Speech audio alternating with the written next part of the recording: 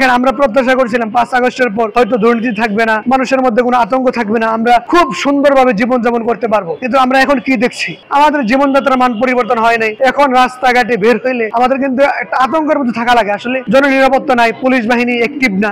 সকলের সম্মতিতে যদি একটা দল গঠন করতে পারে তাইলে আমরা নতুন বাংলাদেশ বিনির্মাণ করা সম্ভব।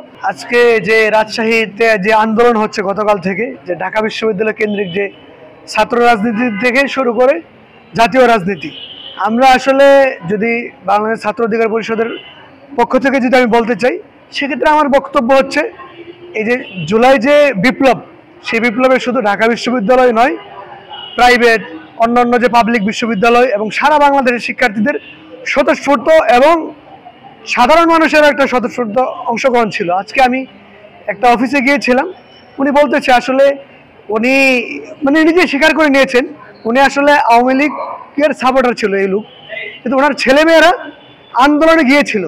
ওনার 3 মে আন্দোলনে যাওয়ার কারণে উনি নিজেও আন্দোলনে যেতে বাধ্য হয়েছে। সেই জায়গা থেকে আমি যদি বলি এই আন্দোলনটা শুধুই যে আমরা যদি বলি ঢাকা বিশ্ববিদ্যালয় কিংবা গুটি কয়েক মানুষের আন্দোলন না বা অন্যান্য রাজনৈতিক দলের আন্দোলন, এটা সাধারণ মানুষ, এমনকি যারা নিরহ টাইপের, যারা হয়তো আওয়ামী লীগের সুবিধাভোগী ছিল না, এই টাইপের মানুষ এই আন্দোলনে অংশগ্রহণ করেছে। তো সেই জায়গা থেকে আমরা যদি বলি যে রাজশাহী বিশ্ববিদ্যালয়ের শিক্ষার্থীদের যে দাবি, তাদের দাবিটা একদম উড়ায় দেওয়া যায় না যে ঢাকা বিশ্ববিদ্যালয় কেন্দ্রিক।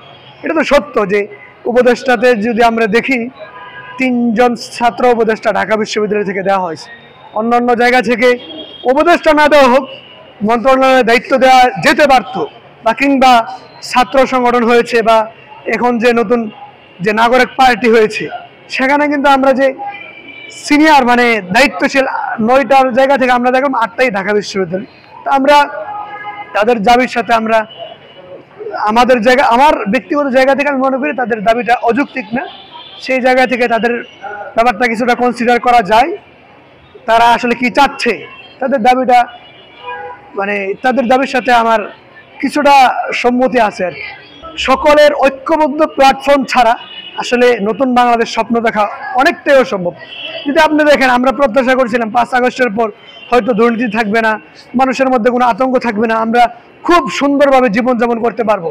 কিন্তু আমরা এখন কি দেখছি, এখন কিন্তু আসলে যদি বলি এই 5 আগস্টের পূর্বে কোনো পরিবর্তন, আপনি যদি পরিবর্তনের কথা বলেন, আমাদের জীবনযাত্রার মান পরিবর্তন হয় নাই।